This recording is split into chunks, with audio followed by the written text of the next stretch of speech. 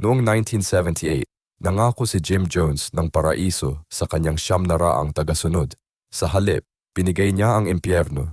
Dinala niya sila sa liblib na compound sa Guyana na tinatawag na Jonestown. Sinabi niyang magiging malayang komunidad ito, pero naging kulungan. Kinontrol niya ang bawat segundo ng kanilang buhay.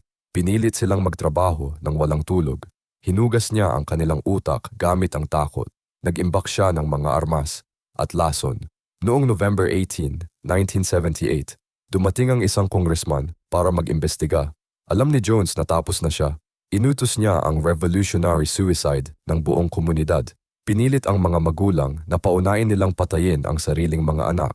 Binigyan nila ng lason na flavor aid ang mga sanggol bago uminom din sila. May mga audio recording ng huling sandali, iyak ng mga bebe, pakiusap ng mga taong ayaw pang mamatay.